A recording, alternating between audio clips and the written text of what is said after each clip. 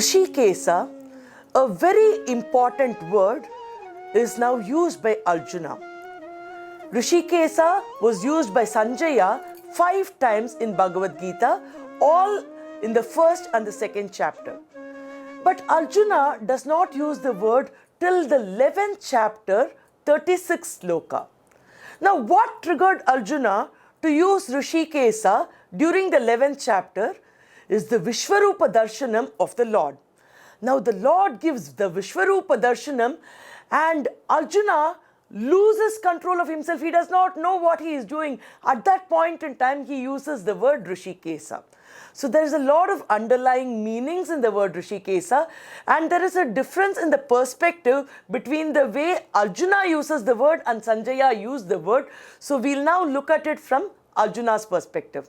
So to understand more about it, let's dwell into the sloka which Arjuna used, where the word Hrishikesha appears for the very first time from Arjuna's perspective. It is the 36th sloka in the 11th chapter of Bhagavad Gita, which is the Vishwarupa Darshanam. Sthane Hrishikesha tava prakirtyam jagat prakrityatyanurajyate cha rakshansi bhithani disho dravanti sarve namasyanti cha siddha sangaha. Using this sloka, Arjuna addresses Krishna as Hrishikesha. Now, what is the meaning of the word Hrishikesha here? The first 2 lines explain what is Hrishikesha. Arjuna says, the world is so happy to pray to you, O Hrishikesha, which means the God who gives happiness is Hrishikesha. Now, how is it God giving happiness? That is there in the very word Hrishikesha. Hrishikesha here would mean Hrishika Isha. One of the meanings of the word Hrishika is happiness. Hrishika. Isha means the Lord. So the Lord of happiness is Hrishikesha. Now, if we take it more contextually, how does the Lord give happiness to the whole world? Number 1, this is a Dharma Yuddha or a Dharmic war. So the result of it is going to be Dharma is going to win. So re-establishment of Dharma is going to happen. So by re-establishing Dharma, Krishna is going to give the whole world happiness, because of which everybody is going to be happy praying to Lord Hrishikesha. Number 2, now the God is revealing Vishwarupa Darshana. Arjuna understands that he is going to be part of the entire war, because of which happiness is going to come to the entire world. So he is happy and he knows that the world is going to be happy. Therefore, he addresses Krishna as Hrishikesha. Number 3, the entire Bhagavad Gita is revealed, because of which the generations that's going to come are going to be happy. Therefore, Hrishikesha is the giver of happiness. The whole world is going to pray to him and they are going to be happy as well. Reason number 4, all of us will now start reciting the name Hrishikesha. Therefore, all of us will pray to him and be happy. So for several different reasons, Hrishikesha is the giver of happiness. Now, in continuity in the sloka, Arjuna uses the next 2 sentences, which gives a different meaning to the word Hrishikesha. Here he says, Rakshansi bhithani drisho dravanti sarve namasyanti cha siddha sangaha, which means that all the Rakshasas are so scared of you, they run away from you, but all the Siddhas keep saluting you, they keep prostrating to you. Now here there is a different meaning of Hrishikesha. According to Sri Adi Shankara's Bhashyam, the definition here would mean that Hrishikesha. Rishi means happiness. Kesha would mean that the Lord's beautiful hair. Hair here would mean, according to the Vedas, the hair of the Lord is nothing but the rays of the sun and the moon. Usually, sun is supposed to be fire, right? So the fire, the heat of the fire will actually extinguish all the enemies, while the coolness of the moon will protect the devotees. Therefore, the Lord will fire all the enemies and protect all the devotees.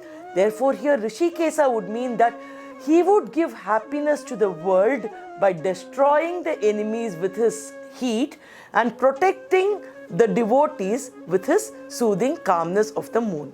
Therefore, Hrishikesha, according to Sri Adi Shankara's Bhashyam. Hrishikesha. Again, if we look at the context where Arjuna used this, all of us have to understand the Vishwarupa Darshanam. In fact, we have to internalize it to understand the mindset of Arjuna at this point of time. Now, Vishwarupa Darshana is said to be such a great thing which can't be seen by normal eyes, and that's why Arjuna was given divine eyes to see this. So visualize, when we see one sun, we are not even able to see it from our normal eyes, right? Now visualize thousands of suns there in the sky, the brightness that it would generate. He says Lord's Vishwarupa had that kind of brightness. He had like thousands of arms and feet, and he had so many eyes and so many mouths, and all his faces were revolving. He says that the entire universe was seen inside him in several different parts.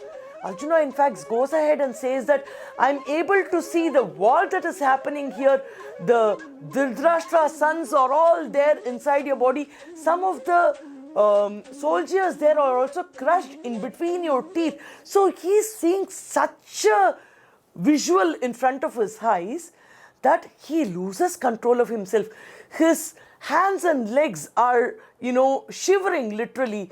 A lot of fear is there in his heart, and his mouth is not even able to spell things properly. He's not able to pronounce whatever he wants to say. So that is his mindset. So Arjuna realizes that his senses are not under his control. So he wants to have control of his senses back to him. So he calls Krishna as Hrishikesha, "Oh, controller of senses, please give me back my senses. I want to have my senses back."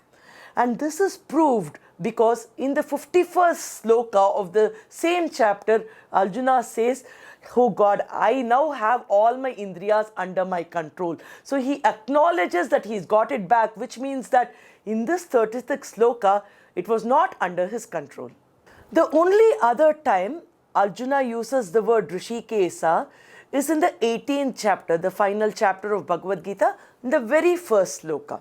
Sanyasasya mahabaho tattvamichami veditum tyagasya cha Hrishikesha pritakeshi nishudhanam.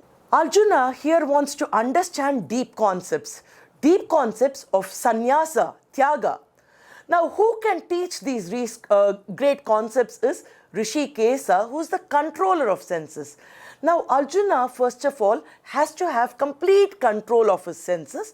Therefore, he can do tyaga. So, when he wants to understand the concepts of tyagas and sannyasa, which is giving up all what he has, he first has to understand how he should do that. And he rightly uses the word Hrishikesha to get a hang of where he is going.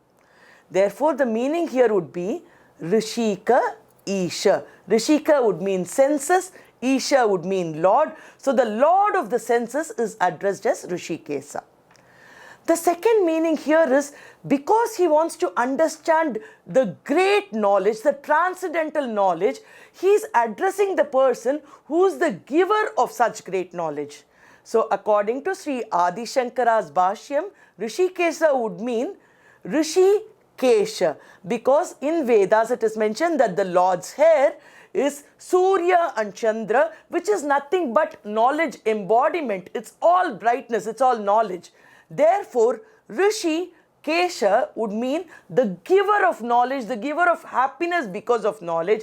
Therefore, Arjuna addresses Krishna as Hrishikesha because he wants to understand the transcendental knowledge, understand about great tattvas like sannyasam and tyagam.